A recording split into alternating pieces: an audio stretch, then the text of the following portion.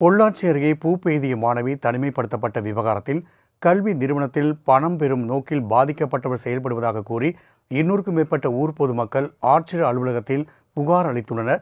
இதுகுறித்த கூடுதல் தகவலை நமது செய்தியாளர் ரமேஷ் வழங்க கேட்கலாம். ரமேஷ், கூடுதல் விவரங்களை பதிவு செய்யலாம். வணக்கம் ராம்குமார். பொள்ளாச்சி அடுத்த கிணத்துக்கடவு அருகே உள்ள சுவாமி சித்பவானந்தா பள்ளியில் கடந்த 7 மற்றும் 9ஆம் தேதிகளில் நடத்தப்பட்ட தேர்வின் போது அப்பள்ளியில் பயிலும் 8ஆம் வகுப்பு மாணவி பூப்பெய்தி காரணத்தினால் தனிமைப்படுத்தப்பட்டு தேர்வு எழுத வைக்கப்பட்டுள்ளனர். இது குறித்து அவரது தாயார் காணொலி பதிவு செய்துள்ளார். இந்த காணொலி சமூக வலைதளங்களில் வைரலானதை தொடர்ந்து பள்ளி கல்வித்துறை சார்பில் விசாரணை நடத்தப்பட்டது. பள்ளி நிர்வாகம் சார்பில் பள்ளி முதல்வர் ஆனந்தியை தற்காலிக இடைநீக்கம் செய்து உத்தரவிட்டனர்.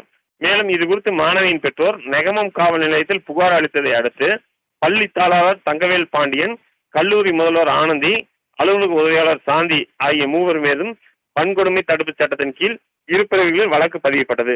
மேலும் இது குறித்து போலீசார் விசாரணை மேற்கொண்டு வந்தனர்.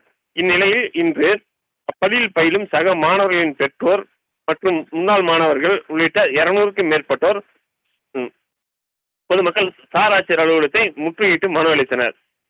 இதில் இந்த சம்பவம் பணம் பறிக்கும் நோக்கத்தோடு செயல்படுவதாகவும், குறிப்பிட்ட பள்ளி கடந்த 30 ஆண்டுகளாக செயல்பட்டு வருவதாகவும், இதுவரை தீண்டாமை குறித்து எந்த ஒரு குற்றச்செயலும் அப்பள்ளியில் நடக்கவில்லை எனவும் அப்பகுதியை சார்ந்தவர்கள் தெரிவித்தனர். மேலும் இதுபோன்ற பள்ளியின் தவறான குற்றச்சாட்டுகளை சுமத்துவதன் மீது உரிய நடவடிக்கை எடுக்க வேண்டும் என்றும், இதுபோன்ற தவறான செயல்களுக்கு ஊர் பொதுமக்கள் எந்த வகையிலும் ஒத்துழைப்பு அளிக்க மாட்டோம் என்றும் தெரிவித்திருந்தனர்.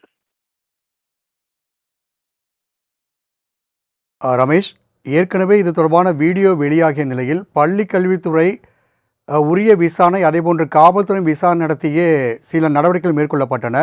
இந்நிலையில் பொதுமக்களின் இந்த குற்றச்சாட்டுக்கு பள்ளி கல்வித்துறை சார்பாக என்ன பதில் வழங்கப்பட்டுள்ளது? பள்ளி கல்வித்துறை சார்பில் இன்றைய தினமே விசாரணை மேற்கொள்ளப்பட்டு பள்ளி தலைமை ஆசிரியர் ஆனந்தி தற்காலிக பணியிடை நீக்கம் செய்யப்பட்டுள்ளார். மேலும் இது குறித்த தகவல்களை காவல்துறை நெகமம் காவல்துறையினர் விசாரணை மேற்கொண்டு வருகின்றனர். சார்